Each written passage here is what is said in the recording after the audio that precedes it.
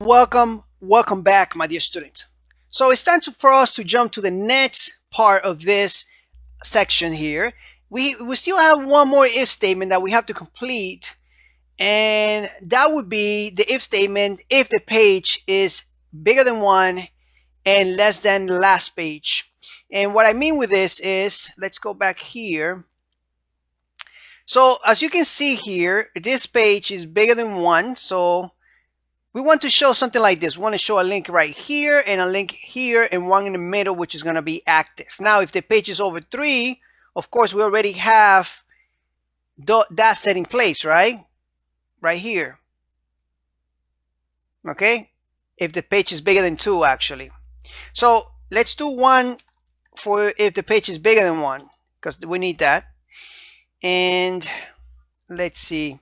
So if the page is bigger than 1, and we can have another condition here just to make sure.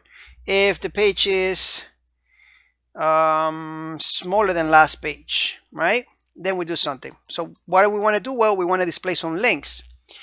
And if the page is bigger, so the first link, we need to subtract it because we're going to put that in front. Okay, so if we go back here, we want to be able to go back if we click here. So let's come back here and let's just subtract 1. Put it right there. Let's get a active class somewhere here, right here. This active link. Put that in the middle. And then if we are on the other side, what we want to do is add. So let's go back here. Add 1. No, add 2 is fine. There we go. Let's organize this a little bit.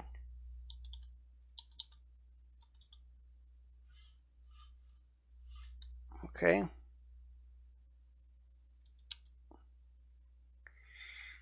Okay.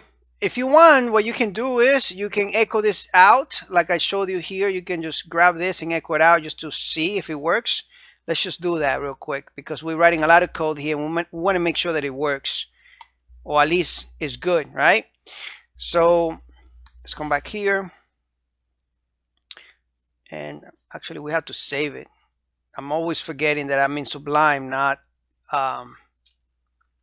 PHP Storm. Okay, and as you can see, we are over 2 and we have that link, this one and that one. Okay, so that's working. Now I also wanted, I think we have time to do one more line of code here, which is super important, and it's called the limit. Now in SQL we have this limit keyword that I've used in some of my other courses, and we probably already used this here somewhere in this course. I don't remember, but if we haven't, just know that, you know, when you are actually querying your database, let's say here, making a query, you can limit the results just by saying limit 10, and you limit 10 results. But if you do this and you put a comma here, that means that you're gonna start at this number 10 and you want, let's say, 6 results. Okay, so you can put a comma there and do that, and that's exactly what we're gonna do, but we're gonna be saving this information in a variable just to make it a little bit more dynamic, right? That way we can control it. So let's do that here. Oops, remember that we have to use that later. So I'm gonna have a variable here just to have that, and we're just gonna say limit. I'm gonna put a space here because if you don't put a space, then you're gonna have the numbers like this, and that your query is going to fail. Then we're going to concatenate that with some computation here.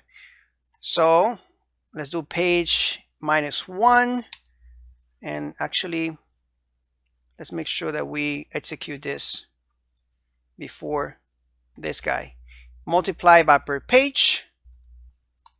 Okay, and that, then what we want to do is want to put a comma here. That's the comma that we need to separate that range, and let's do the per page right here.